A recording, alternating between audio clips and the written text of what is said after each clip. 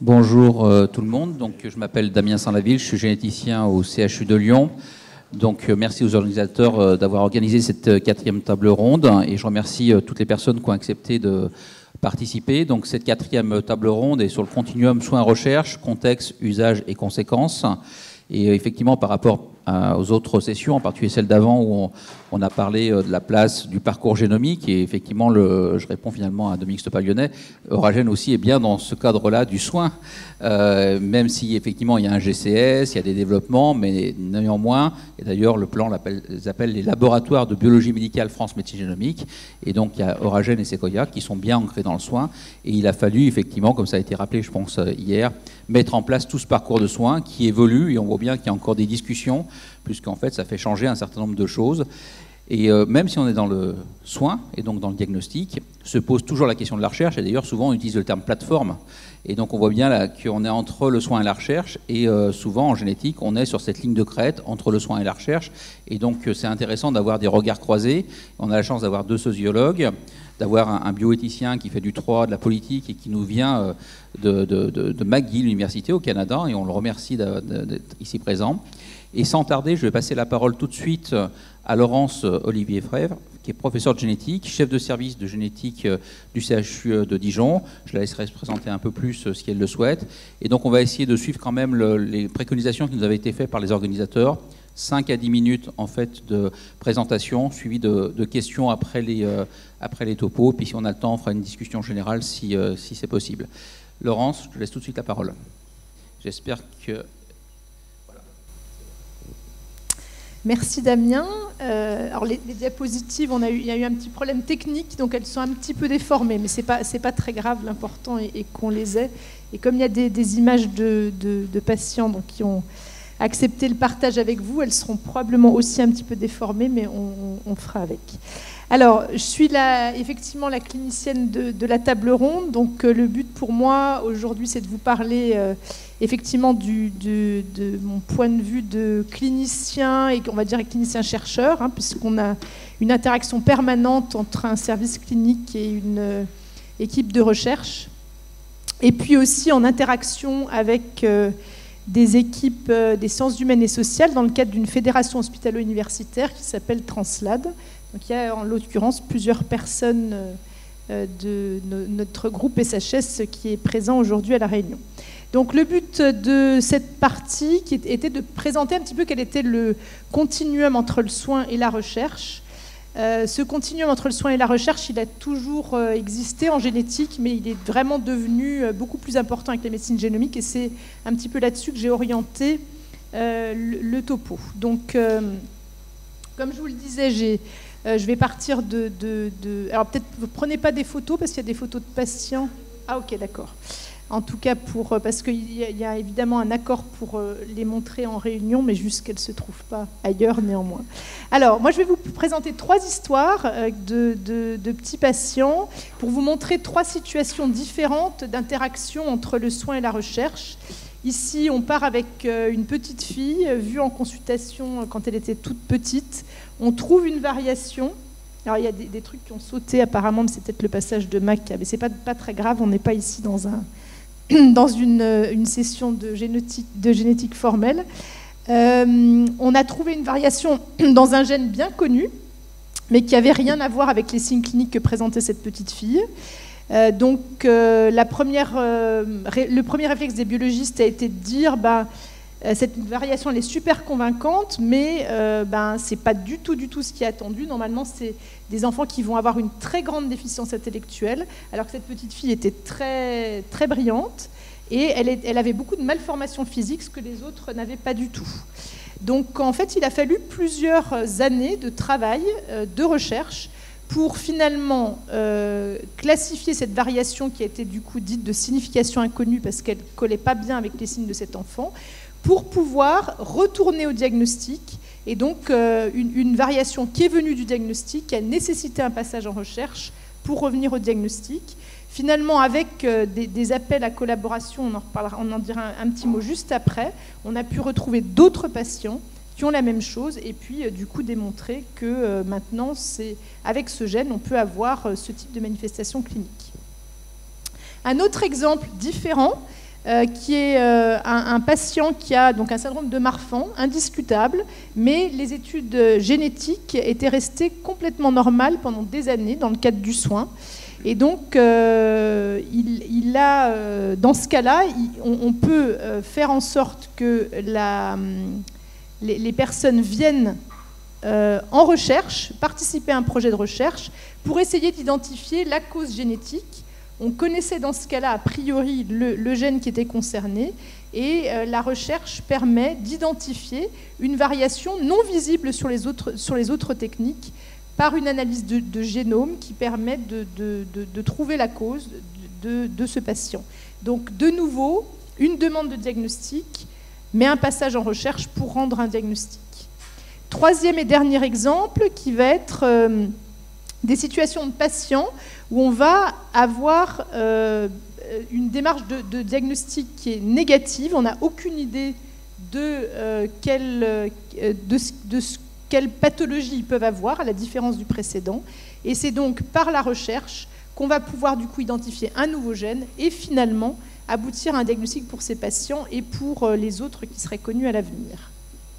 Qu'est-ce qui a changé aussi ces dernières années avec la génomique, dans le continuum soins-recherche? C'est un partage. On a tellement de données qui sont exploitables par le diagnostic dans le cadre de la recherche que finalement les compétitions qui étaient présentes avant entre chercheurs ont fait place à une collaboration extrême pour mettre ensemble toutes les données. Et puis, des fois, ça va être certaines équipes qui vont s'occuper de décrire un nouveau gène en association avec tous les autres. Des fois, ça va être d'autres équipes et ça tourne comme ça. Et on se retrouve effectivement avec des collaborations un petit peu de partout, de par le monde, de par la masse de données qu'amène ce continuum soins-recherche. Alors, la question du consentement éclairé par rapport à ce continuum soins-recherche, effectivement, le consentement doit comprendre, et il comprend, le consentement de génétique, le choix de participer à la recherche, habituellement aussi au partage de données, qu'on ait une situation où on a un diagnostic ou on ne l'est pas. Par contre, effectivement, ce consentement qu'on a dans le cadre du soin avec la mention de la recherche, il ne va pas non plus pouvoir être un gage de faire tout ce qu'on veut après. Et il y a plein de choses plein de bémols à avoir. En général, il faut, au cas par cas, revoir avec les structures, la DRCI, les DPO, en particulier quand il y a des questions de partage à l'étranger.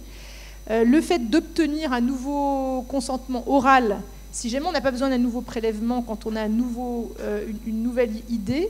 Et puis par contre, quand on fait de nouveaux prélèvements de recherche, refaire un prélèvement spécifique. Alors c'est vrai que ça fait longtemps qu'on parle de consentement dynamique et c'est une perche que je lance là. J'aimerais bien avoir des nouvelles là-dessus parce que c'est vrai qu'on nous a en général dit que c'était le groupe éthique, le groupe du plan qui s'occupait de ça, mais c'est vrai qu'on a à notre niveau généticien pas trop d'infos dessus, mais par contre on est très d'accord pour faire partie de l'expérimentation. Une diapositive dans le continuum soins-recherche sur l'importance de pouvoir, au sein de nos services cliniques, être le hub, si on veut, de projets de recherche avec les patients pour avancer dans le bon sens. Et là, donc, cette diapositive, c'était juste pour aller très vite sur toutes les études qu'on a pu faire au sein de la FHU sur les données secondaires issues du séquençage de l'exome ou du génome, avec des études publiées, d'autres qui sont en cours et qui rendent une importance super entre des liens entre cliniciens et chercheurs, et puis entre le soin et la recherche. Donc ça sera ma dernière diapositive, juste pour signaler qu'effectivement tout ce continuum soins-recherche et la clinique, la génomique, le fonctionnel et les SHS font partie d'un programme très intégré qu'on peut avoir au sein de notre équipe de recherche GAD, donc qui est l'idée par Christelle Thauvin qui est là-haut, et la FHU Translad, dont le but de cette fédération hospitalo-universitaire était vraiment l'arrivée du séquençage haut débit dans le soin et dans la recherche, et comment est-ce qu'on se mobilise par rapport à ça. Merci.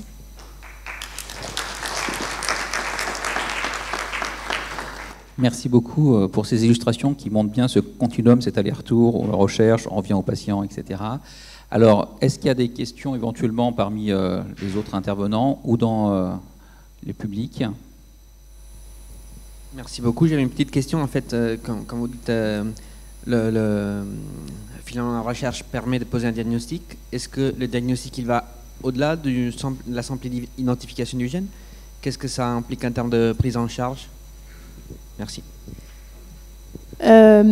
Donc, si jamais on trouve un nouveau gène, c'est ça? Oui, comme l'exemple que vous avez fait. Alors, du coup, ça veut dire que tout commence là, parce que la pathologie est en général pas décrite. Donc, c'est vrai que maintenant, ce qui change beaucoup habituellement, quand on décrivait un nouveau gène, dans le passé, si on avait 3-4 patients qui avaient la même chose, on était content. Et c'est vrai que maintenant, avec ce partage de données très actif, on voit de plus en plus où les premières publications vont avoir des cohortes de 20-30 patients, ce qui veut dire qu'on va commencer à apprendre sur cette cohorte de départ.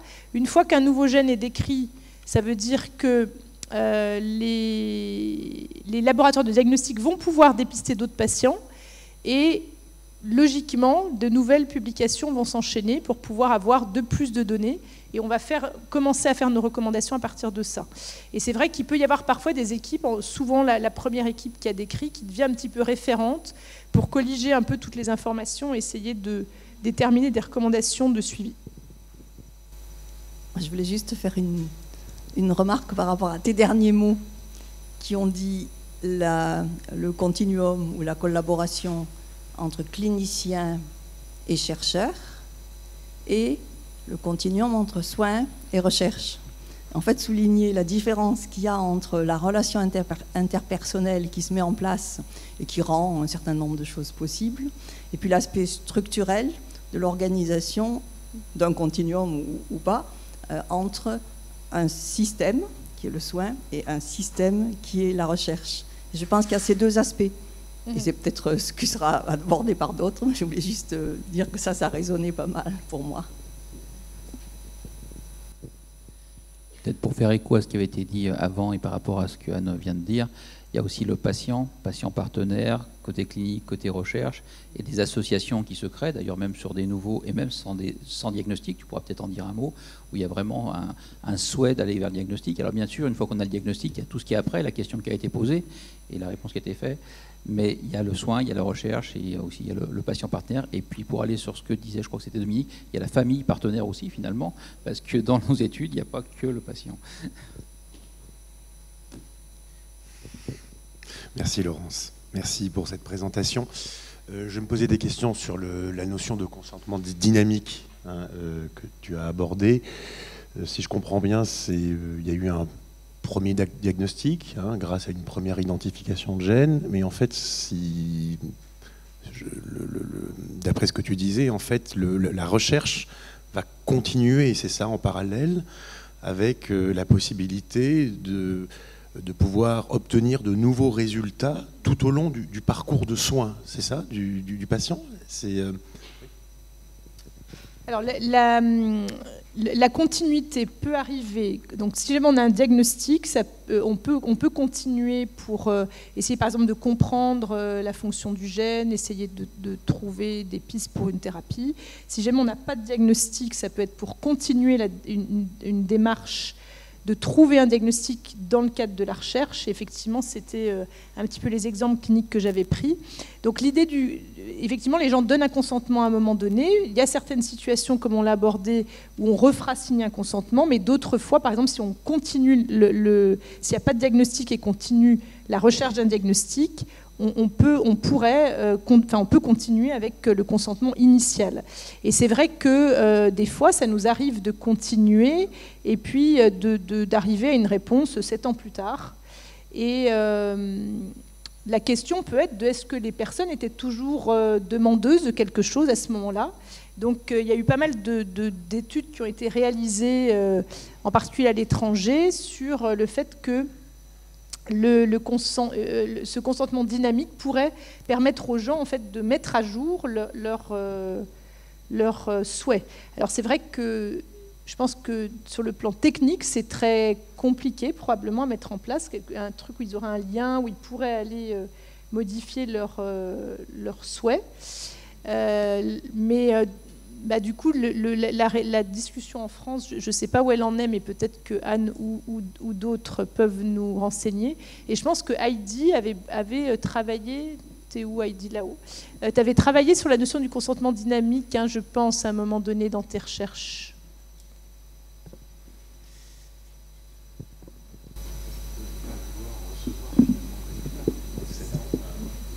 Merci.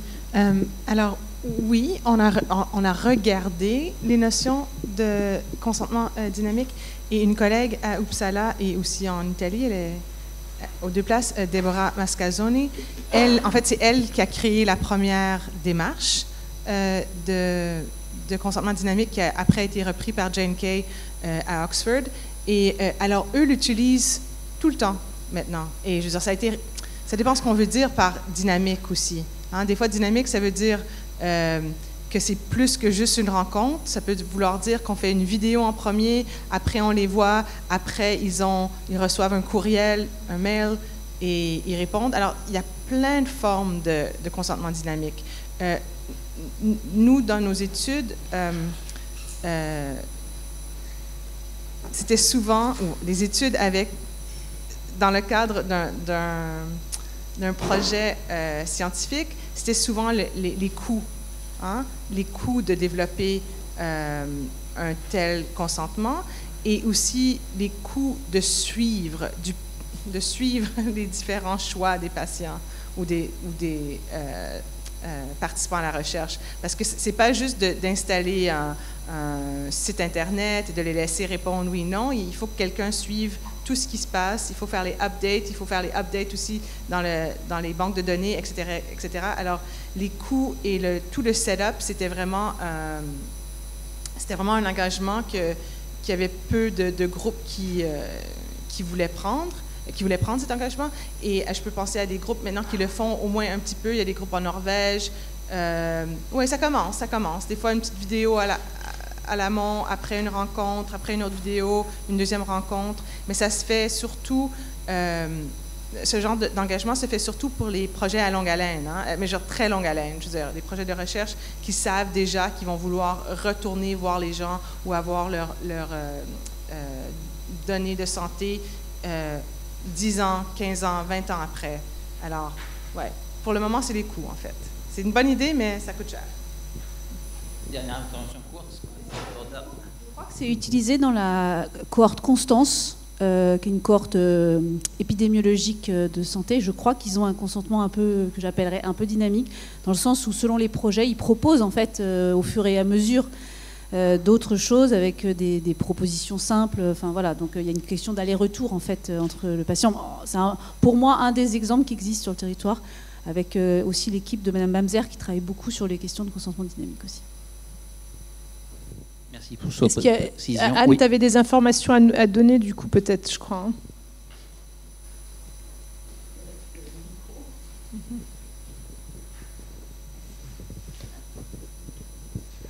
Oui, alors le groupe de travail avait eu à un moment donné une discussion avec les responsables techniques pour la partie informatique mise en place. Et puis il y a eu d'autres choses plus urgentes par rapport à... Et ce qui fait que je ne sais pas où ça en est. Mais moi, j'aime pas la notion de consentement dynamique. Je préfère de beaucoup le concept de processus de dialogue au long cours. Parce qu'en fait, ce qui compte, et c'est ce que vient de dire Heidi, d'une certaine façon, c'est ce maintien du lien et du dialogue qui amène éventuellement à une modification de consentement, où là, on est plus sur comment le faire en termes d'outils. Mais si on se concentre sur l'outil et le consentement et le fait que le patient puisse modifier ses préférences, on manque toute cette partie qui est le processus de dialogue qui est suivi par le consentement, mais qui est le cœur, et j'allais dire la substantifique moelle de cet échange. Et je ne suis pas sûre qu'on ait peut-être les moyens et en tout cas la capacité de mettre ça en place pour le moment. Alors est-ce que finalement aller sur le consentement dynamique en tant qu'outil, sans penser le processus de dialogue au long cours, est-ce que c'est une bonne chose? Ou est-ce que c'est finalement faire... Oui, oui, je pense, oui. Merci, cette discussion était effectivement importante. Donc sans plus tarder, je vais passer la parole à... C'est Pascal après, normalement. Pascal Ducournau, maître de conférence université, sociologue. Je vais le laisser se présenter plus longuement. Et donc, il va nous rapporter plutôt son expérience sur une enquête sur l'utilisation des tests génétiques achetés sur le web. Et je vais le laisser développer. Voilà. Merci. Merci de me passer la parole. Merci pour cette invitation. Donc, effectivement, ça vient d'être dit. J'ai plutôt une formation à la base de sociologue, mais dans un contexte interdisciplinaire où très tôt j'ai été familiarisé aux questions d'éthique biomédicale. Et puis, chemin faisant, j'ai même consacré une partie de mes activités aux questions d'éthique, puisque je préside actuellement le comité d'éthique de la recherche de l'université Bourgogne-Franche-Comté. Et c'est du coup du point de vue de cette double casquette, quoi, que je vais essayer de parler de cette question du continuum recherche-soins, informé donc de l'ensemble de ces points de vue. Je vais essayer de montrer que au-delà de l'intérêt, de l'espoir que peut susciter le continuum soins-recherche, ce continuum peut aussi potentiellement produire du brouillage de frontières, au moment où il y a des recouvrements, brouillage de frontières entre le soin en tant que tel et la recherche, et que ce brouillage de frontières peut être à la source d'un certain nombre de questionnements, de problèmes de type éthique. Alors, on pourrait dire qu'on pourrait décomposer ce continuum de deux manières. Là, je remercie d'ailleurs Benjamin qui est à côté de moi et qui interviendra par la suite, mais on avait réfléchi un petit peu avant à la manière de décomposer le continuum, c'est-à-dire soit en premier cas, on va du soin vers la recherche, deuxième cas, on va plutôt de la recherche vers le soin, et ça implique à chaque fois finalement des questions et des problématiques un petit peu différentes. Alors, dans le premier contexte, où on est au sein d'un parcours de soins, où un patient, par exemple, connaît une suite d'échecs thérapeutiques, par exemple, et au bout d'un moment, il en vient en fait à rentrer dans une expérimentation médicale qui prend l'allure du coup d'un traitement de la dernière chance, avec l'espoir éventuellement que ça pourrait susciter, alors on va avoir à ce moment-là, on tombe, on va dire, sur un problème assez classique qui est une situation de flou entre ce qui relève du soin et ce qui relève de la recherche, et qui peut faire naître un ensemble de questions éthiques. C'est-à-dire dans quelle mesure, finalement, le patient a bien compris qu'on fait de la recherche sur lui et on n'est pas en train de le soigner en tant que tel. Divers auteurs dans le domaine de la bioéthique ont pu développer, par exemple, les notions de therapeutic misconception, par exemple, sur ces questions-là, ou therapeutic optimism, qui traduisent finalement le fait qu'on a affaire à des populations vulnérables de par leur état de santé, et qui peuvent finalement facilement se laisser abuser, parfois, par la promesse d'une guérison. Bien évidemment, la question de l'autonomie de choix, du consentement éclairé, se pose avec une acuité particulièrement forte pour ces patients dans cette situation finalement où on ne peut pas facilement distinguer ce qui ressort du soin et de la recherche.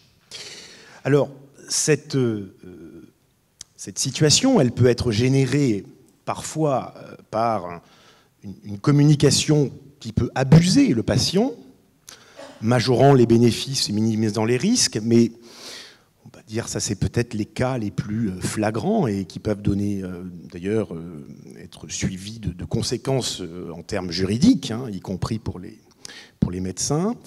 Mais aussi, il n'y a pas forcément quelque chose d'intentionnel. C'est-à-dire qu'on se rend compte aussi, la plupart du temps, et je l'avais moi-même expérimenté lorsque j'avais fait des entretiens avec des expérimentateurs dans le domaine de l'oncologie, j'avais été très marqué aussi par le fait que les médecins, chercheurs, développaient eux-mêmes une croyance, une foi extrêmement importante, hein, dans la capacité thérapeutique de leurs expérimentations. Donc de ce point de vue-là, ils peuvent être aussi amenés à entretenir finalement ce risque. Le deuxième contexte, celui donc qui irait plus de la recherche vers le soin, me semble aussi être dans ce continuum propre à générer des zones de brouillage, des zones de frontières qui là aussi peuvent questionner. C'est plus particulièrement le cas avec la génomique, les études génomiques servant par exemple à mettre au point des tests et des tests génétiques pour des susceptibilités à diverses maladies, lorsque, par exemple, la mise sur le marché ou la prescription d'un test génétique se fait trop tôt, de manière trop précoce, sans qu'il y ait eu forcément validation de la sensibilité ou de la spécificité du test proposé. Et c'est ce qu'on va pouvoir voir. Alors, c'est ce qu'on voyait du moins à une certaine époque sur Internet, lorsque le marché du test génétique s'est développé, où on pouvait, sur la base d'une publication, simplement, proposer une évaluation de risque sur le test génétique vendu. Le patient, enfin pas forcément le patient, mais l'acheteur se trouvant du coup en possession de facteurs de risque génétique sur la base d'une information scientifique très peu, en tout cas très peu répliquée initialement. Et dans ces cas-là, on a, en tout cas, ça avait fait l'objet d'une étude que j'ai menée il y a quelques années, avec un ouvrage qui est paru il y a 4 ans, où je m'étais très fortement interrogé finalement sur cette situation, disons, où les personnes qui recevaient leurs résultats étaient invitées en fait à se considérer uniquement comme un être biostatistique, sans faire, avec principalement on va dire un risque lu sur la base de leurs marqueurs génétiques, sans prise en compte des autres facteurs pouvant contribuer au déclenchement d'une maladie, et avec du coup des réactions parfois très angoissées de certaines personnes. Je me souviens par exemple de l'étude d'un blog, d'un forum consacré à des personnes qui étaient en possession d'un double exemplaire d'ApoE4 et qui finalement disaient mais il faudrait être un robot, je cite, il faudrait être un robot pour ne pas s'émouvoir face à de tels résultats. C'est-à-dire il faudrait être finalement ne pas être un être de chair, de sentiment, il faudrait être un être artificiel, robotisé, pour ne pas avoir finalement de soucis et de sensibilité dans la réception de ces résultats. Donc au final, que ce soit dans le contexte, premier contexte, du soin vers la recherche, ou dans le second, recherche vers le soin, il me semble que ce continuum soin-recherche fait apparaître un certain nombre de zones de brouillage, où parfois il serait peut-être nécessaire, alors d'un point de vue plus éthique, disons, de construire, de mettre en place de la discontinuité dans le continuum, au moins temporairement, mais afin d'éviter que des situations trop problématiques ne s'y développent. Voilà, je vous remercie. Merci beaucoup pour cet éclairage avec cette vision soin-recherche, projet-soin, la notion de discontinuité intéressante, les notions aussi d'incertitude, de conflit qu'il peut y avoir. On a le temps pour 2 ou 3 questions. Est-ce que vous avez des questions ?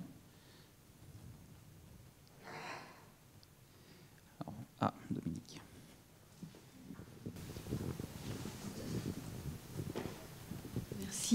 Merci pour votre intervention très claire. C'était juste un commentaire. C'est à propos de l'émergence des tests, notamment DTC, qui sont en fait issus des études génome entier. Et comment dire, on a eu, en fait, il y a un hiatus entre la validité scientifique d'un SNP qui nous donne un risque relatif de 1,05, 1,1, enfin, dont on ne fait rien, mais la validité scientifique est très solide. C'est des petits p, moins 70, enfin, des choses extravagantes. Et donc, ce qui s'est passé, c'est que cette validité scientifique, enfin, sur cette validité scientifique, s'est appuyée une proposition de test, mais qui n'avait aucune utilité médicale. Et je pense que voilà, c'est des paramètres extrêmement importants à prendre en compte. Et c'est peut-être la question qui doit être, pour laquelle on doit être obsessionnel, c'est quelle est l'utilité médicale de tel test. Ouais, c'était juste un commentaire. Vous voulez réagir? Oui. Oui, merci pour cette remarque. Vous avez tout à fait raison. En tout cas, la validité médicale et son utilité pour le patient, à pouvoir l'éclairer dans sa conduite de vie d'une manière ou d'une autre. D'autant plus que, c'est vrai qu'il faut réfléchir à l'environnement dans lequel les résultats sont reçus. Comment est la personne, avec qui elle peut en parler, ne pas en parler, etc. Donc c'est vrai que la validité médicale, je pense que c'est aussi, il faut réfléchir aussi finalement à l'environnement dans lequel le résultat d'un test peut prendre sens. Là, je parlais y compris de validité scientifique, avec quelques exemples, je ne les ai pas en tête, mais je pourrais vous les fournir si vous souhaitez, de tests qui étaient marketés, délivrés, sur la base on va dire, d'une base scientifique extrêmement faible, voire même une seule publication concernant une association entre un marqueur et une maladie, et que ça fait du coup l'objet immédiatement d'une proposition de test. Alors, je sais qu'il y a eu une certaine mise aux normes de ce côté-là, mais il y a une dizaine d'années, on pouvait trouver, je crois, 300 maladies, je ne sais plus, mais sur 23 mois, proposer des associations statistiques et des risques de maladies pour plus de 300 pathologies différentes, quoi. Donc là, il y avait beaucoup de questions à se poser à ce moment-là, quoi. Merci beaucoup pour donc cette introduction de la notion de discontinuité. Donc, vous avez posé la problématique et en fait, comment vous y répondez? Donc, parce que vous avez objectivé des situations de zones floues, mais effectivement, ça fait partie, je dirais presque, en tout cas dans le premier sens du soin vers la recherche, je trouve que c'est quand même vraiment partie de la pratique clinique d'être quand même fréquemment borderline. Chaque patient finalement pose des problématiques différentes. On est obligé d'adapter des guidelines et donc là, on va un peu plus loin parce que si on applique de la recherche, est-ce que ça ne tourne pas autour de tout ce qui est information, être clair, donc c'est du temps passé avec le patient, et comment on peut avancer dans cette problématique de zone floue?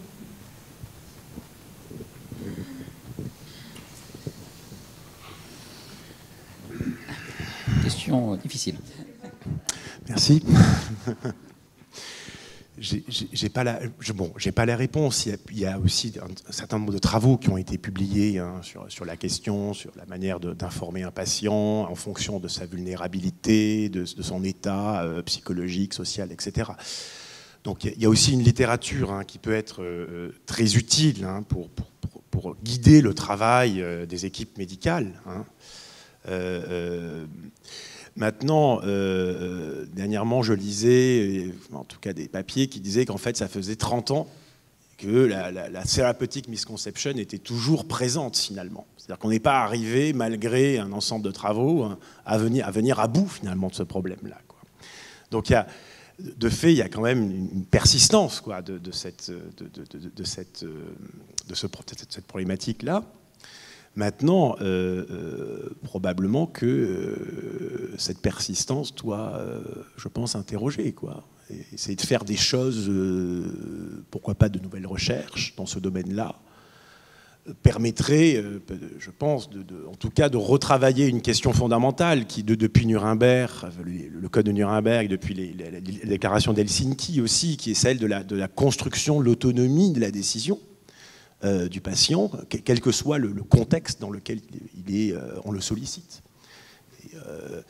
Et je pense que de toute façon, c'est un projet de longue haleine, et je ne pense pas qu'on y arrivera absolument. Mais en tout cas, il ne faut pas... je pense que c'est, disons, un horizon de sens qu'il faut essayer de viser toujours. Voilà. Dernière question, est-ce que tu en presses ? Oui, ça ne va pas être long.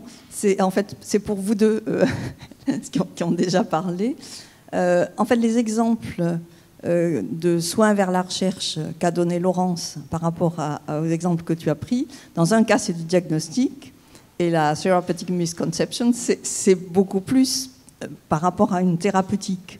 Et je me demandais si, justement, à travers le plan et à travers la médecine génomique, cette question d'aller vers le diagnostic, parce qu'on ne sait pas dire, on ne sait pas caractériser, on ne sait pas dire, crée, et alors donc on va chercher de la connaissance. Et c'est plus facile à concevoir que c'est de la recherche, parce qu'on ne sait pas dire, on ne sait pas caractériser, on va chercher de la connaissance, que dans un cas de thérapeutique où on a tout essayé et où on va faire un autre traitement ou essayer quelque chose qui est qui est de la recherche, mais qui s'apparente à qu'est-ce qu'on sait faire.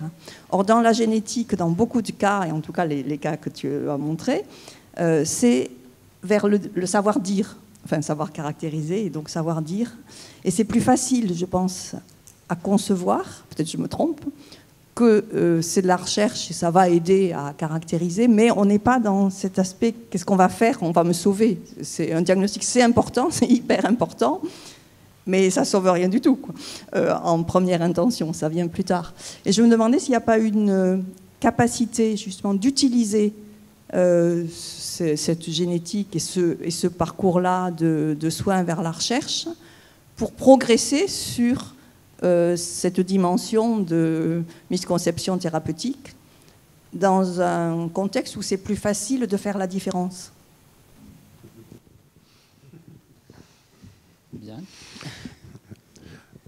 Là aussi, merci.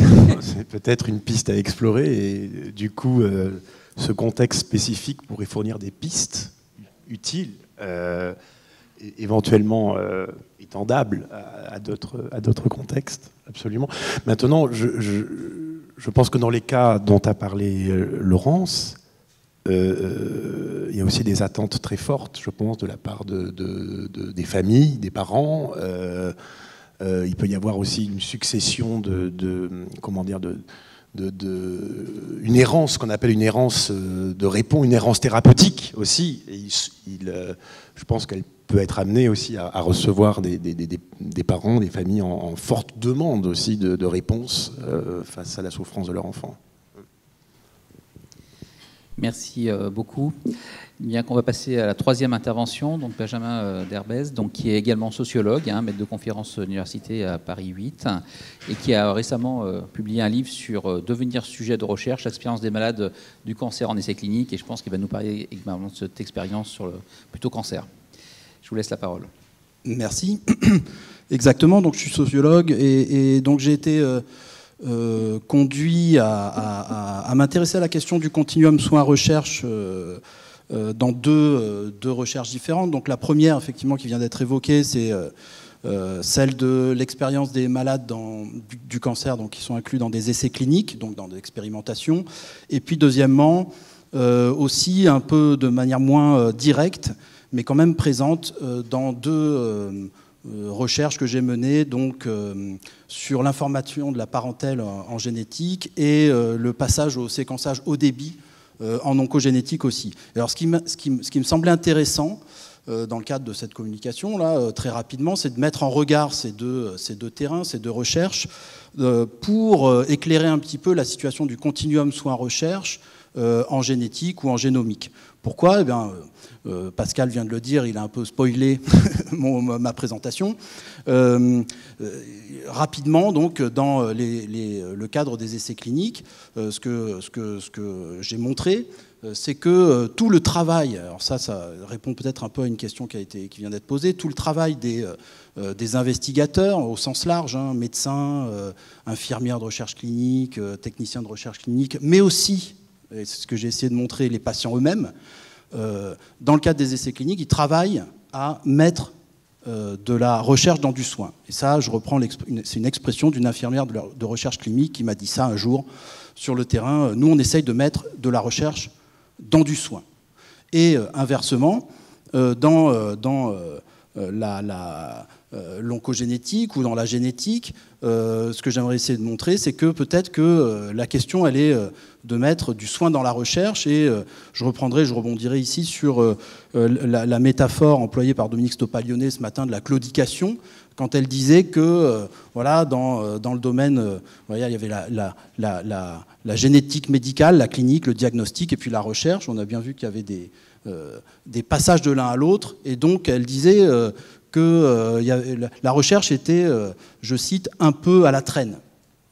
Comme si la recherche était toujours à la traîne. En fait, c'est peut-être un peu plus compliqué ça. Enfin, en tout cas, c'est une question que je poserai. C'est s'il y a une claudication, il y a peut-être une jambe aussi qui avance et que les deux, elles avancent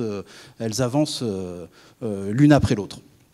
Donc, voilà. Alors, peut-être pour commencer, rappeler effectivement le fait qu'il y a une discontinuité quand même entre le soin et la recherche au plan conceptuel. C'est-à-dire que la recherche, elle a pour finalité de produire des connaissances rigoureuses scientifiques, alors que, effectivement, le soin, il vise à améliorer, par définition, la santé d'un individu qui en a besoin. Donc, il y a une différence de nature entre ces deux-là. Donc, on peut interroger la notion, finalement, de continuum soin-recherche. Et s'il y a un continuum, c'est qu'il est produit. C'est-à-dire qu'il y a des gens qui travaillent à produire ce continuum. Et s'il y a un brouillage, comme le disait Pascal Ducournau, si on peut avoir le sentiment parfois qu'il y a un brouillage entre les activités de soins et recherche, c'est qu'il y a aussi un travail de brouillage. Il y a un travail, en tout cas, d'articulation. Et plus exactement, un travail d'articulation, de négociation du sens de faire de la recherche dans un cadre de soins. Alors ça, c'est le premier point. Et je pense que ça, c'est commun aux essais en oncologie médicale et également à la génétique médicale, le fait que les acteurs travaillent, c'est ce qu'on peut montrer sociologiquement quand on fait du terrain, ils travaillent à tomber d'accord sur un certain sens de l'articulation entre la recherche et le soin, et c'est comme ça qu'on produit finalement un consentement d'une certaine manière éclairé, même si il n'est pas, on a pu le montrer par ailleurs, toujours complètement éclairé. Donc au niveau, premier point, au niveau des essais cliniques en cancérologie, alors donc, moi j'ai travaillé essentiellement sur des essais de phase précoce, essais de phase 1 et phase 2 principalement. Donc effectivement, on est sur des essais qui s'inscrivent dans des parcours, dans des trajectoires de soins, et on peut arriver à montrer comment la recherche, elle peut intervenir à un certain moment de ce parcours. Et j'ai en tête, par exemple, l'exemple d'un patient qui me dit, il m'explique qu'on lui a proposé assez tôt dans son parcours de participer à un essai clinique qu'il a refusé à l'époque, alors que quand je le rencontre, il est inclus dans un essai clinique. Donc je lui dis, mais comment ça se fait que vous avez refusé dans un premier temps, accepté dans un deuxième? Et il m'explique, il me dit, c'est parce que j'étais prêt. C'est parce que j'étais prêt, et il met en lumière le fait que qu'est-ce qu'il a préparé? C'était la suite, la série des traitements qu'il avait eus et qui avaient finalement échoué.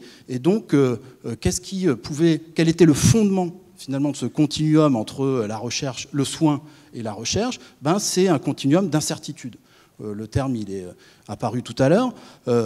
C'est-à-dire qu'il y a une forme d'acculturation à l'incertitude des traitements. Le patient comprend petit à petit que les traitements ne vont pas forcément marcher, et que incertitude contre incertitude, à un moment donné, peut-être que la recherche, elle devient équivalente en termes d'incertitude à un traitement validé. Donc voilà la première idée, c'est que le continuum, il est socialement produit dans des négociations, dans des interactions quotidiennes qu'il faut documenter finement, et puis il est appuyé aussi, fondé d'une certaine manière sur ce continuum d'incertitude. dans le cadre des essais cliniques. Et c'est ce que j'ai essayé de montrer dans plusieurs travaux.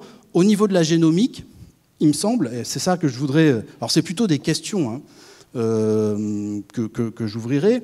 J'ai le sentiment que effectivement, on est plus dans un rapport inverse, c'est-à-dire un peu symétrique, de chercher à mettre du soin dans des études de recherche. Et c'est vrai qu'on a des représentations sociales concernant la génétique et la génomique qui mettent l'accent justement sur cette dimension de recherche pour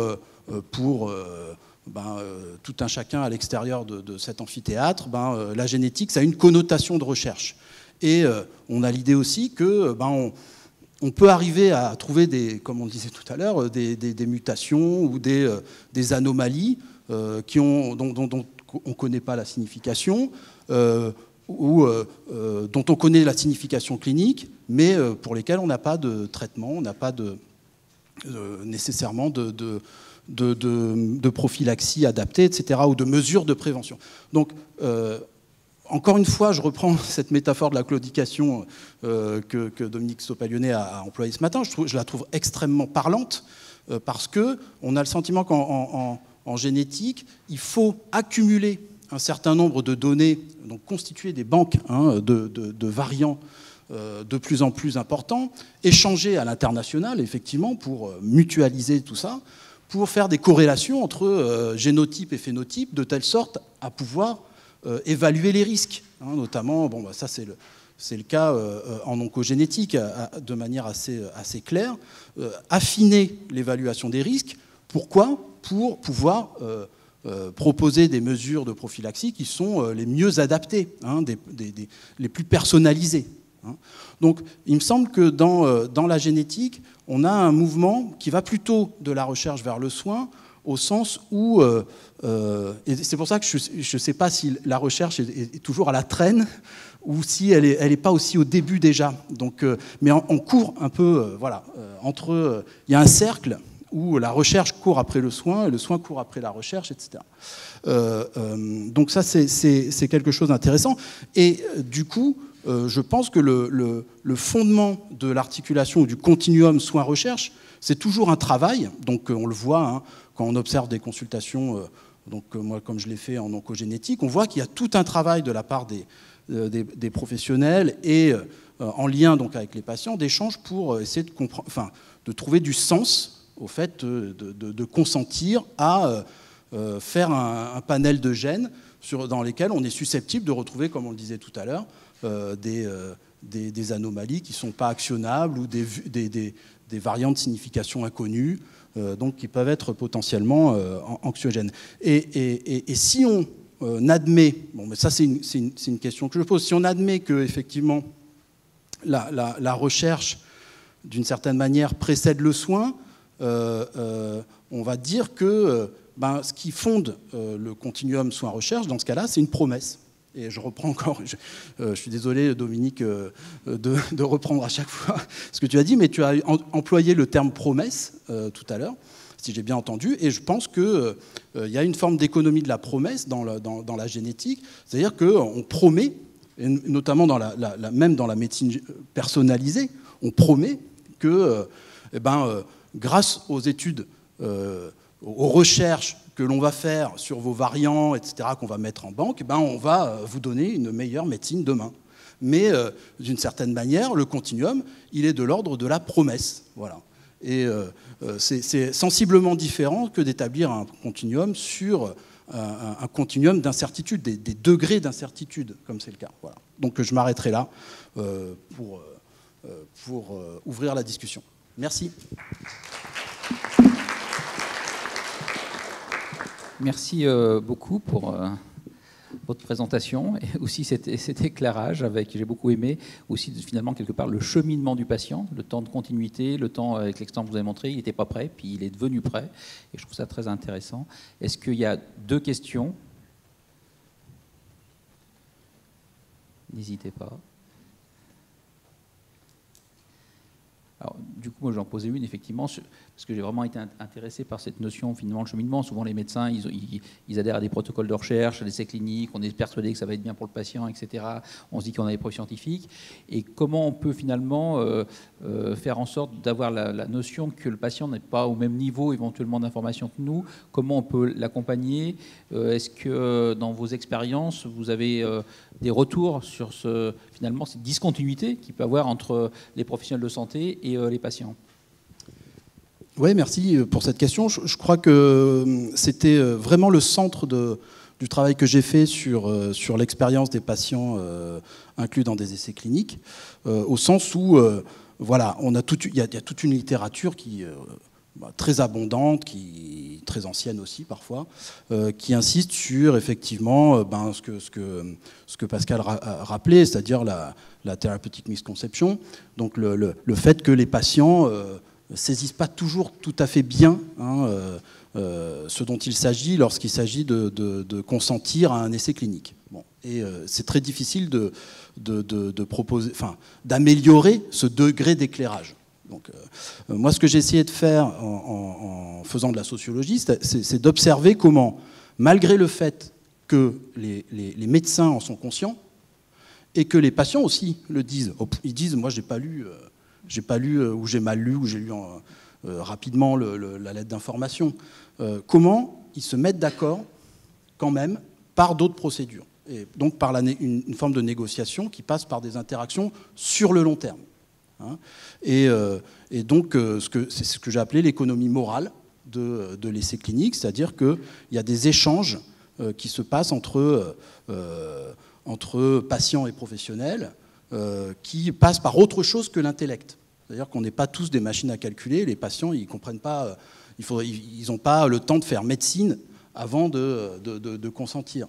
Donc, ça passe forcément par autre chose. Donc, la légitimité, elle se construit dans des relations sociales, dans des relations interhumaines qui ont une dimension morale dans la mesure où les professionnels donnent de l'espoir aux patients et les patients donnent leur confiance aux professionnels.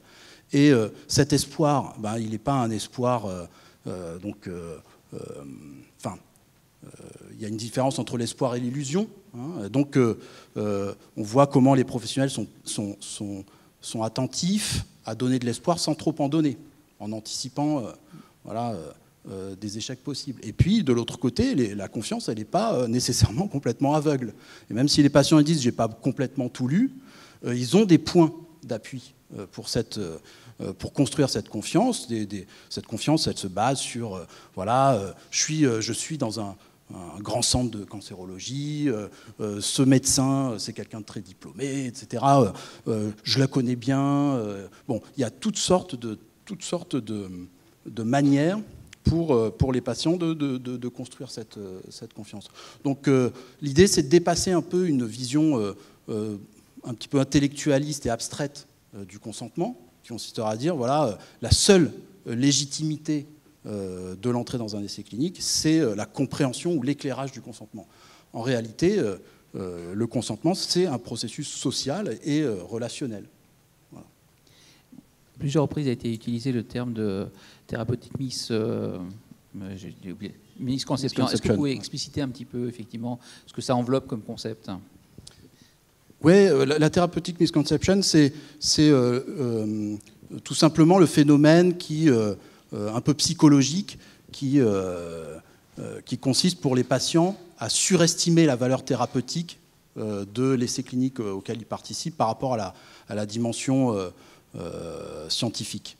Donc ils vont mettre un peu trop d'espoir ou carrément considérer qu'en fait c'est un traitement et que c'est pas un essai clinique. Voilà. Bon, globalement c'est ce phénomène-là.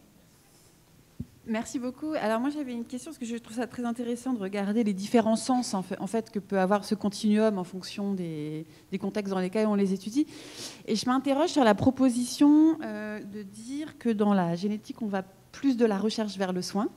Je le prends bien comme une hypothèse à travailler. Je trouve que c'est intéressant de poser la question comme ça. Et je me demandais dans quelle mesure c'était spécifique aux formes de génétique. Parce que si j'entends bien, cette idée-là, vous la sortez de contexte de génétique prédiction, de BRCA sur la prédiction du risque, alors que la génétique clinique est aussi, celle dont nous parlait Laurence, de diagnostic, de prise en charge de patients, dans lequel, pour le coup, il y a du soin directement là, quoi. C'est pas, enfin, parce que dans quelle mesure, et puis de la même façon, de l'espoir, on en vend aussi dans les essais précoces d'oncologie, enfin, même si l'incertitude, je trouve ça très intéressant d'analyser ça sur l'incertitude, mais ce que je veux dire, c'est que dans quelle mesure ces sens multiples des continuums sont aussi dépendants des contextes plus que de grandes catégories. Enfin, voilà, c'était une réflexion à partager. Merci beaucoup. Enfin, je pense que oui, c'est une idée qui m'est venue à partir de la mise en miroir de ces deux terrains. Voilà. Mais c'est effectivement des terrains qui sont bien spécifiques. Hein. La recherche clinique en oncologie, elle est bien particulière aussi. Et puis, vous avez raison, c'est très différent en oncogénétique, dont je me suis appuyé plutôt sur l'oncogénétique, mais dans la recherche que j'avais menée donc avec Sandrine de Montgolfier et puis Dominique Stoppalione, on avait inclus aussi Frédéric Galacteros, donc, qui travaille sur les maladies du globule rouge. Et là, effectivement, on est dans la clinique, et beaucoup plus que dans la recherche. Hein. Donc, il faudra être assez prudent. Et c'est pour ça que je pense que c'est plutôt une proposition que je faisais pour penser dans différents contextes l'articulation entre les deux. Parce qu'on voit bien qu'en fait, c'est vraiment une claudication, encore une fois. C'est-à-dire qu'il y a quand même une jambe qui avance de temps en temps. et on avance. Donc, clinique, recherche, clinique, soins. Donc, voilà. Mais je suis entièrement d'accord. Alors après, je n'ai pas une connaissance suffisante de tous les contextes de génétique pour pouvoir le dire. Mais voilà, moi, c'est la proposition du titre, hein, le continuum soins-recherche, qui m'a conduit à réfléchir comme ça. Allez, dernière question. Merci pour ça. Et en fait, quand vous parlez aussi des essais cliniques, il y a aussi le continuum, je dirais, entre les essais de précoce de phase 1, phase 2 et phase 3. Est-ce qu'on est dans la recherche ou est-ce qu'on n'est pas déjà un peu dans le soin, en fait, quand on est en phase 3 ? C'est une bonne question. Et puis il y a les phases 4 aussi, et les phases 0. Oui, ça se pose différemment, effectivement, puisque, alors même si maintenant il y a des inclusions précoces en essais précoces, voilà. Oui, il y a un vrai continuum, mais effectivement, l'exemple que je prenais de ce patient qui était préparé par son parcours à entrer en essai clinique, il fonctionnera moins pour des patients qui rentrent tout de suite en phase 3, quoi. Donc voilà, ça se pose un peu différemment aussi, effectivement. Merci. Allez-y, bien sûr. Non, mais c'était juste un commentaire, et ça peut engager aussi une discussion qu'on continuera plus tard, Benjamin.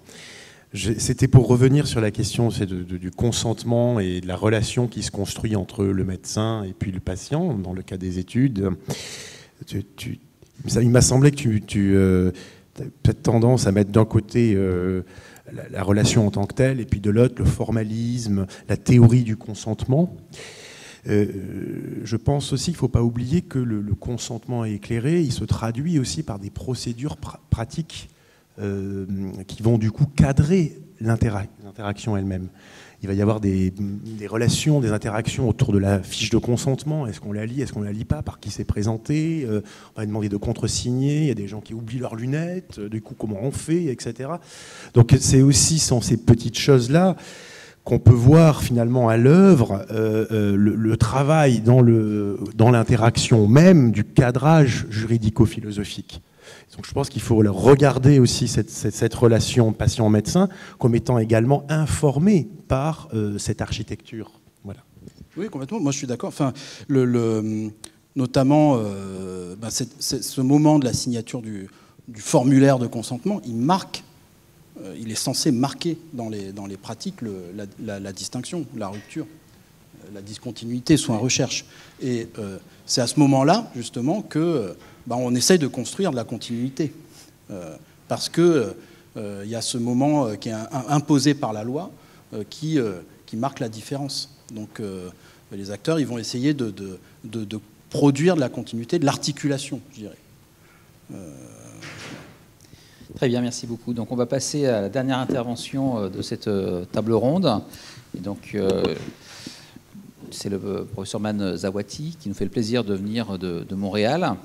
Il est directeur exécutif du Centre de génomique et de politique du département de génétique humaine. Et il est membre associé de l'unité éthique biomédicale de la division de médecine expérimentale de McGill.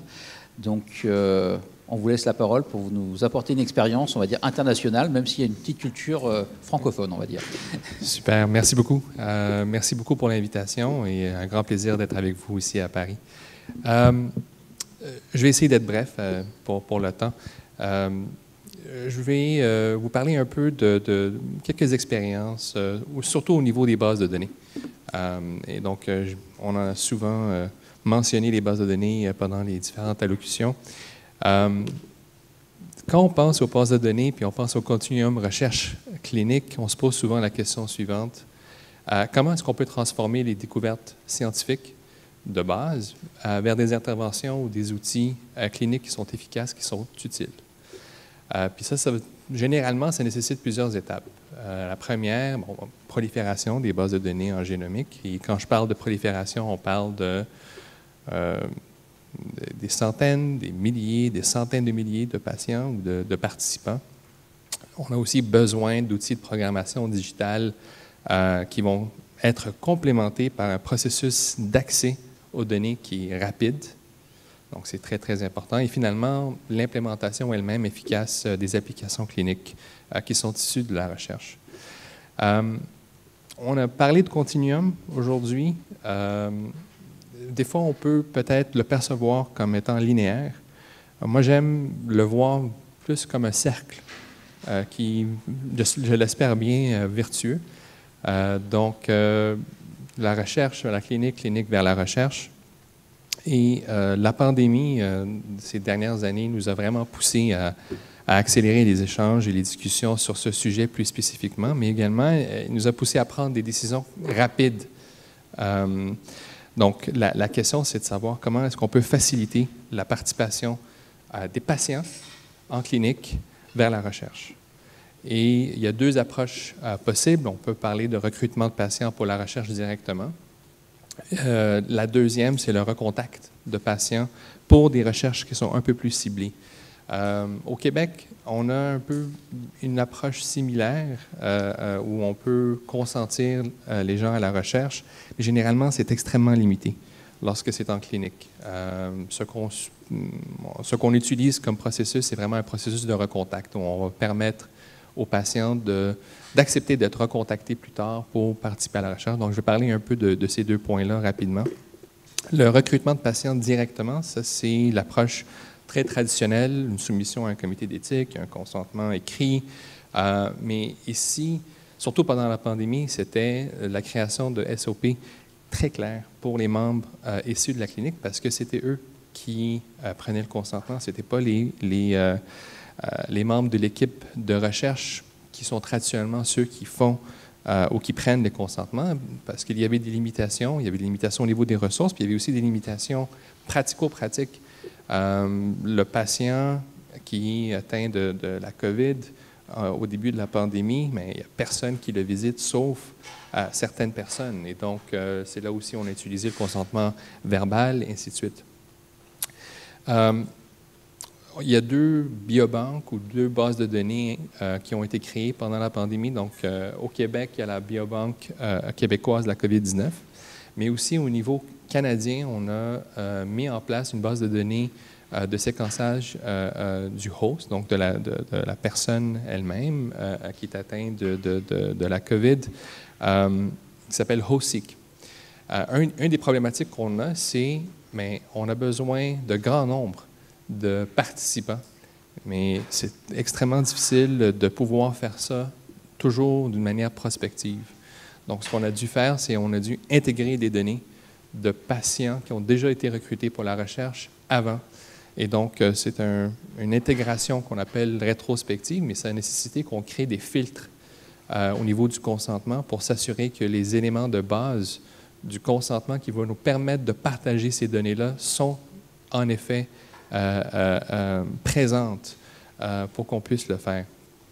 Et bien sûr, lorsqu'on crée cette base de données, il faut s'assurer qu'on a un processus d'accès qui est efficace. Donc, ce qu'on fait, c'est on appelle ça un processus unique qui permet, malgré le fait que ces données-là proviennent de plusieurs institutions au niveau du Canada, on a créé un système qui permet aux chercheurs, que ce soit aux Canadiens, que ce soit aux chercheurs internationaux, de pouvoir accéder à ces données-là via un portail unique et via un processus d'évaluation unique qui inclut un comité d'accès. Donc, ce n'est pas un comité d'éthique, c'est un comité d'accès des experts, en fait, là, qui font l'évaluation de ces éléments-là. Pour ce qui est du recontact des patients pour des recherches ciblées en génétique, on le fait souvent, mais surtout au niveau des cas de maladies rares. Donc, c'est un processus de recontact lors du consentement clinique. Lorsqu'on utilise le séquençage génomique, on a quelque chose en fait d'écrit, ce n'est pas nécessairement verbal. Et dans cette documentation-là, on va demander aux patients s'ils souhaitent être recontactés plus tard pour participer à des projets de recherche. Ce n'est pas un consentement à la recherche, c'est un consentement à être recontacté. Donc, il y a une différence, ils ne vont pas participer à la recherche. Et la raison pourquoi on ne fait pas ça, c'est parce qu'on veut s'assurer qu'on puisse utiliser des données qui ne sont pas anonymisées, des données qui sont codées, qui sont des données riches, en fait. Et ça nécessite qu'on leur informe beaucoup plus amplement du processus, de la recherche en question. Et ce qu'on a aussi créé, c'est des registres. Et on le fait présentement au niveau québécois, mais aussi au niveau canadien. On crée des registres de patients qui ont accepté d'être recontactés. Ça va permettre aux chercheurs qui souhaitent faire des projets de recherche, mais d'avoir un accès beaucoup plus rapide et beaucoup plus ciblé. C'est sûr qu'on doit s'assurer de bien entraîner les professionnels de santé, parce que c'est eux aussi qui vont être présents lors du consentement. Et finalement, je veux terminer avec quelques défis. Et en fait, un grand défi, c'est celui du couplage de données ou du data linkage.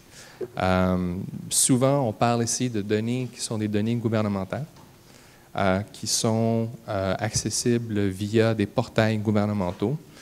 C'est un processus qui est lent, c'est un processus qui est complexe. Il n'y a pas vraiment de consistance dans ce processus-là, ce qui fait en sorte que les chercheurs peuvent, des fois même avec un consentement leur permettant ce couplage de données, prendre 6, 8, 10 mois à recevoir cette information.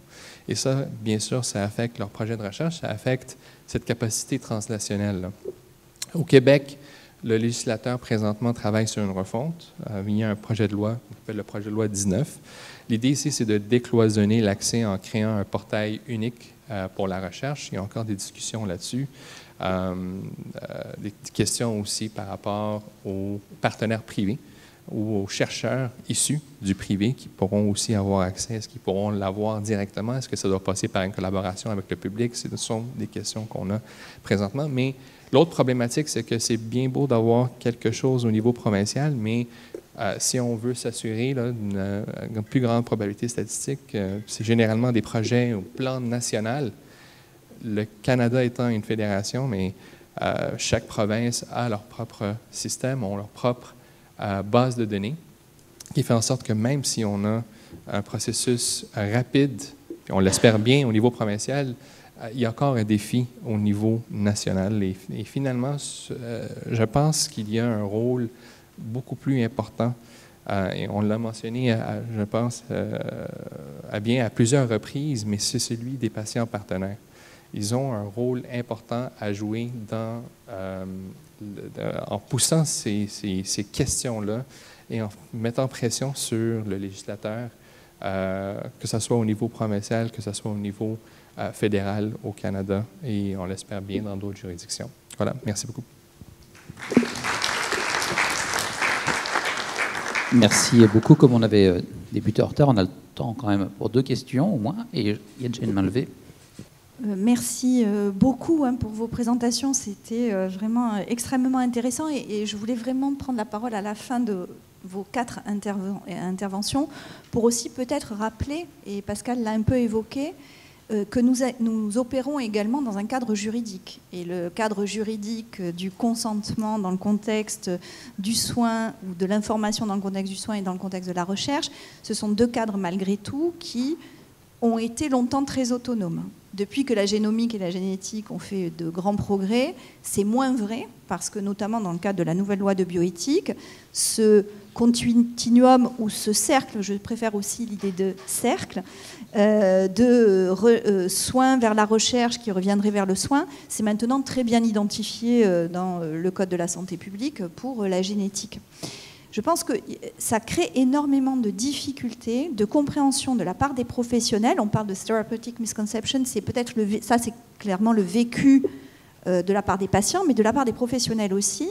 C'est très compliqué de savoir à quel moment ils se situent avec leur casquette de soignants, qui donc déroulent un certain nombre d'obligations en termes de droits, et quand est-ce qu'ils se trouvent dans leur situation de chercheurs, et où là aussi ils ont un certain nombre d'obligations qui sont bien différentes en fait. Et donc on se retrouve dans une complexité, certes de pratiques que vous avez tous évoquées. Eman sait très bien de quoi je parle, il connaît excessivement bien cette difficulté de aussi caler nos cadres juridiques, soins et recherche face à un cercle. Nous, en droit, on aime bien faire des boîtes. Et là, on est vraiment dans une dimension qui est beaucoup plus transversale. Donc ça, c'est quelque chose qui aujourd'hui, en tout cas au niveau du droit français, a progressé. Alors, est-ce que ça va marcher sur le terrain? Ça, je ne m'engage pas à le dire, je ne sais pas. En tout cas, le législateur a vraiment pris en compte cette circulation de l'information et de l'analyse des échantillons biologiques au regard de la génomique. C'est quelque chose qu'on avait identifié en fait il y a très longtemps, cette problématique avec les biobanques, mais qui n'a jamais véritablement trouvé sa place dans le droit. Là, pour le coup, pour la génomique, ça a trouvé sa place, donc à voir en termes d'évaluation des pratiques dans le futur, si vraiment ça joue son rôle aussi de clarification des différents enjeux sociaux, éthiques que vous avez, et professionnels que vous avez déjà mis en évidence. Est-ce que le droit va jouer son rôle? Question mark. Quelqu'un veut-il réagir? C'est intéressant d'effectivement de se rebaser sur le droit. Vous vous rappelez la loi de bioéthique, effectivement. On a parlé de data sharing, de data linkage. On a le problème, effectivement, certains parlent de souveraineté nationale de certaines données génomiques. Comment on partage tout ça? Dans quelles conditions? Comment le patient est informé? Enfin, effectivement, ça pose un certain nombre de questions. Peut-être vous voulez réagir dessus? Non, en fait, la réaction, c'est d'être en accord, en effet. La seule chose que je dirais, que j'ajouterais, c'est aussi de bien cibler les acteurs qui viennent interpréter ces éléments-là. On a remarqué souvent, pendant la pandémie, surtout pendant la pandémie, peut-être c'est parce que c'était un état d'urgence, et c'est pour ça que ça a peut-être fonctionné à ce moment-là, que plusieurs des éléments qu'on pensait impossibles ou impraticables sont soudainement devenus possibles. Et l'argument est le même. Ça n'a pas changé avant ou après la pandémie. Mais c'était les acteurs qui étaient impliqués dans ces discussions-là qui ont fait en sorte que ça a vraiment soit passé ou pas.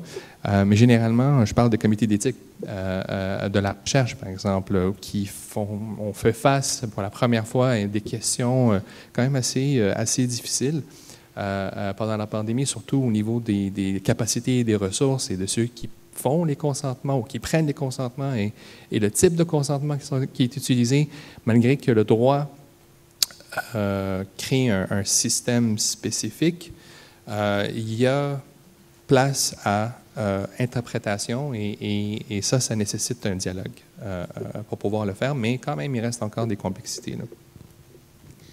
Bien, merci beaucoup. Je tiens à remercier vivement les 4 intervenants pour la qualité de leur intervention et puis les réflexions qu'ils nous ont données. Il reste du travail et on voit que c'est important de croiser les regards juridiques, éthiques, sociologie, paramédicale, médicale.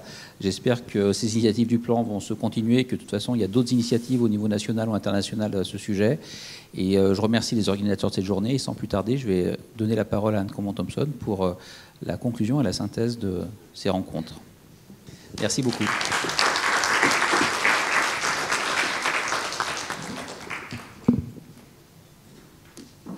Merci beaucoup et merci pour toutes ces tables rondes, ces réflexions et ces échanges.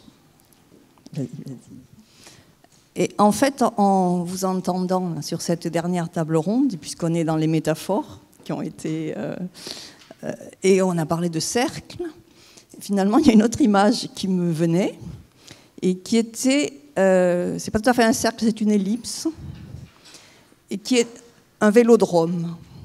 Qu'est-ce qui se passe dans un vélodrome? Bon, évidemment, on pédale. Et si on s'arrête de pédaler, les vélodromes, ils sont comme ça. Hein. On tombe. Et quand on a les patients, tous ces différents acteurs, en fait, je voyais un vélodrome avec des tandems. Des gens qui pédalent en même temps. S'il y en a un qui s'arrête de pédaler, ben, c'est beaucoup plus dur pour l'autre. Et finalement, j'avais cette image de partenariat qui se passe et où on avance ensemble, à un moment donné, un qui pédale plus vite que l'autre, etc. Et que c'est finalement ça que cette discussion sur le continuum m'évoquait, où effectivement, ce partenariat... Alors, par rapport à toutes les discussions qu'on a eues avec différentes disciplines qui discutaient, et très souvent, et je me disais, mais il faut aussi avoir de la réflexivité sur ses propres vocabulaires et pratiques. Si on veut avoir du partenariat, le patient partenaire, etc., c'est vrai aussi dans les sciences humaines et sociales. Quand il y a des sociologues ou des... Moi, ou de façon générale, je ne veux pas être un terrain, je veux être un partenaire. Et donc, dans la façon de faire les recherches en sciences humaines et sociales, au moins pour un certain nombre d'entre elles, se repose, question classique, des rapports entre le terrain, donc les gens, les partenaires, ou ceux qui sont étudiés, et ceux qui pratiquent les recherches.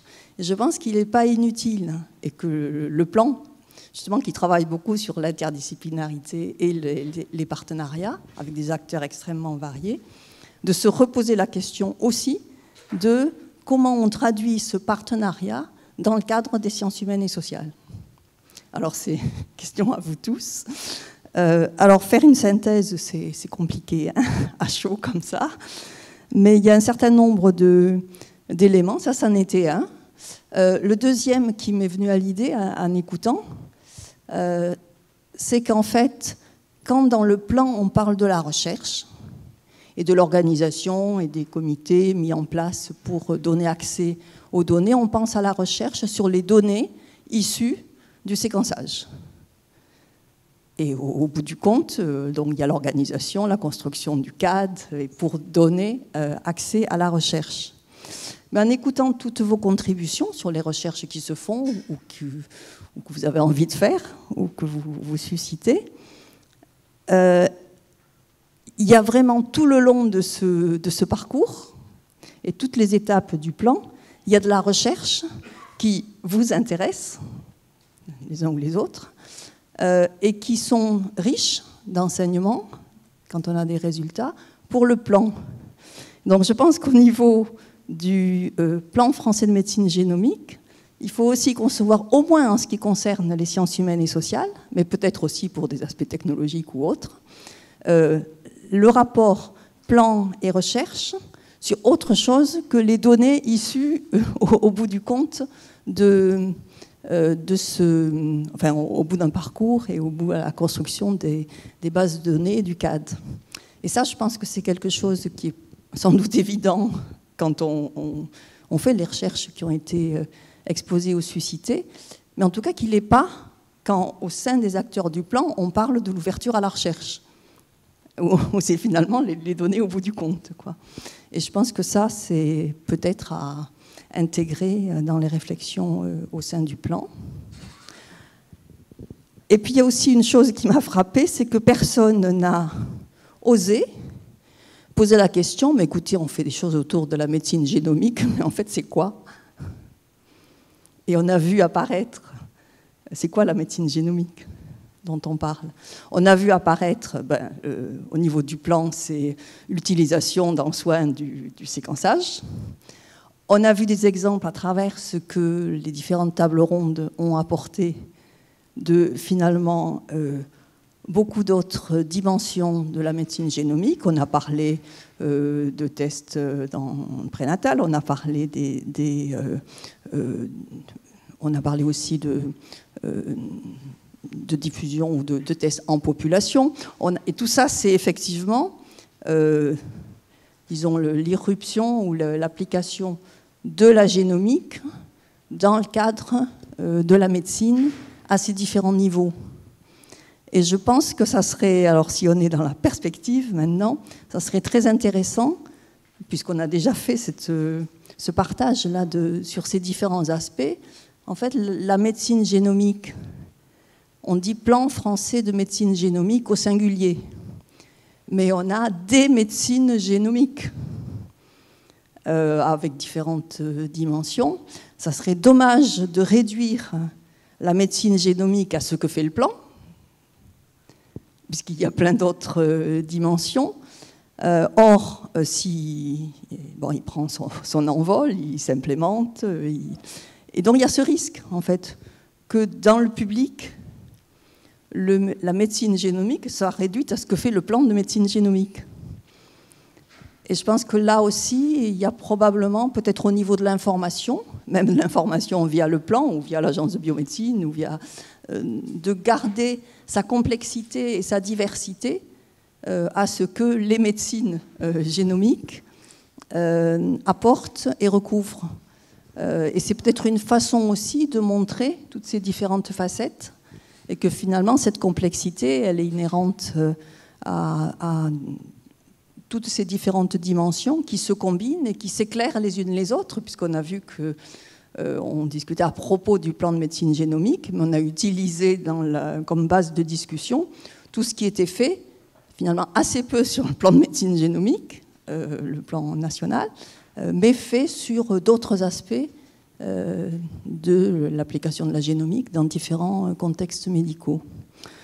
Donc voilà un petit peu mes élucubrations à propos de ces rencontres. Alors bien entendu, chacun de vous pourrait avoir des lectures et des commentaires complètement différents de ce que ça m'a évoqué. Et maintenant, c'est qu'est-ce qu'on va faire pour donner un prolongement et mettre en application finalement ce que je vous disais dans l'introduction hier. Sciences humaines recherche en sciences humaines et sociales, c'est inclus dans les mesures dont est chargé de contribuer à l'application le groupe de travail sur éthique, réglementation, régulation et société. Donc comment on va faire? Alors je n'ai pas la réponse à cette question, mais ce qui est sûr, c'est que ce groupe, je vous ai dit qu'il y avait une action thématique qui était autour des sciences humaines et sociales, puis après il y a les autres actions thématiques autour du consentement, des données, etc. Et pour l'instant, il était en sommeil, cette action thématique du côté des sciences humaines et sociales, et je pense qu'on pourrait considérer que ces rencontres, c'est le réveil de cette partie où on dit maintenant, on va pouvoir faire des choses. On n'est pas trop appelé dans un coin, mais il y a toute une dynamique dont j'espère ces rencontres ont permis, en tout cas, la révélation, si beaucoup de collaborations existaient déjà entre pas mal d'entre vous. Donc ce groupe, pour cette action-là, il va se remettre en action, disons, en route. On verra au niveau des acteurs du plan comment on fait rentrer des personnes dans ce groupe pour spécifiquement cette action thématique-là. Donc là, je n'ai pas la solution. Il faut respecter les procédures de constitution des groupes de travail du plan. Mais les uns ou les autres, il est probable qu'on fera appel dans la mesure où on peut difficilement avoir une action thématique autour de la recherche en sciences humaines et sociales sans la participation des acteurs de la recherche en sciences humaines et sociales. Donc ça, c'est une première chose. Deuxièmement, on a parlé hier du fait que ces actions de recherche existaient au niveau du plan, sont écrits. Alors je ne sais pas si c'est du marbre, un plan national, mais enfin c'est écrit dans un document de référence. Et puis qu'en face, il n'y a pas les petits euros là, qui aident bien quand on a des choses à faire. il n'y a pas de ligne financière de budget. Donc effectivement, toutes les recherches que vous avez présentées les uns ou les autres, ça se fait avec des financements que vous êtes allés chercher, solliciter dans les différentes institutions qui financent des recherches dans ce domaine-là. Donc il y a peut-être une action à faire vers orienter les appels d'offres vers ce qui pourra être des recherches dans le domaine de la médecine génomique sur les différentes institutions qui ont déjà des axes là-dessus. Donc ça, répertorier ça. Il y a la dimension européenne. Donc je disais hier qu'on a eu on était très content d'avoir une intervenante de Suède et un intervenant du Canada aujourd'hui pour ne pas perdre de vue la dimension internationale. C'est vrai pour le cœur des recherches, c'est vrai aussi pour les financements. Donc je pense que dans ce groupe de travail, il va y avoir un aspect très terre-à-terre sur répertorier les sources de financement, voir quelles actions il y a à faire pour que les financements, quelque part, se mettent à exister et que des projets puissent être présentés. Alors pour que des projets puissent être présentés, il faut les construire. Et ça, j'espère qu'il va y avoir un prolongement des interactions qui existaient déjà avant cette réunion et qui se sont peut-être confortées, où il y a eu de nouvelles conversations à ce sujet. Et là aussi, il faut qu'on voit quel type de support on peut avoir pour maintenir et permettre l'éclosion de la construction de ces projets. Et là encore, il faut qu'on discute un peu sur les possibilités. Il y a eu, je vous l'ai dit hier, un comité de programmation pour ces rencontres. Et de façon non surprenante, je pense, on va certainement revenir vers les personnes qui ont aidé à construire ce programme pour voir comment on peut, justement au niveau d'outils, favoriser le maintien des interactions. Puis après, il y a toutes les interactions informelles, ou comme d'habitude, j'allais dire, en recherche, qui sont importantes. Il y avait dans ces rencontres des grands absents au niveau d'acteurs, qui étaient par exemple les bioinformaticiens, qui sont hyper importants pour un plan, enfin en tout cas le plan français de médecine génomique, qui sont hyper importants dans l'interprétation à beaucoup de moments, qui sont une discipline ou un ensemble de disciplines et qui étaient, visiblement, il y avait autre chose à faire, ils n'étaient pas concernés directement par ces rencontres. Et je pense qu'il y a des acteurs qui n'étaient pas présents et qu'on a pu, dont on a peut-être manqué de contributions dans ces rencontres. Bon, c'est faisable, c'est peut-être pas les dernières rencontres, il y en aura peut-être d'autres. C'est une proposition que j'aurai de recommencer ça sous différents formats ou différents aspects. Et voilà, et donc on en est là pour le moment. En tout cas, il ne faut pas que ça s'arrête à la sortie là, tout de suite. Et je voulais surtout vous remercier tous, et ceux qui étaient là hier et qui ne sont pas aujourd'hui aussi, et qui sont pas là aujourd'hui aussi, pour toutes ces contributions. C'était très riche, ça interroge à plein de niveaux. Et j'espère que ça va continuer et que ces interrogations se traduiront par effectivement des questions de recherche avec cette dimension de partenariat que je soulignais dans le début de mon topo. En tout cas, merci. Merci au plan d'avoir permis ces rencontres. Merci à tous ceux qui, Lucie en particulier, ont permis la tenue en pratique de ces rencontres. Et voilà, et donc on va continuer. Et en tout cas, merci à tous.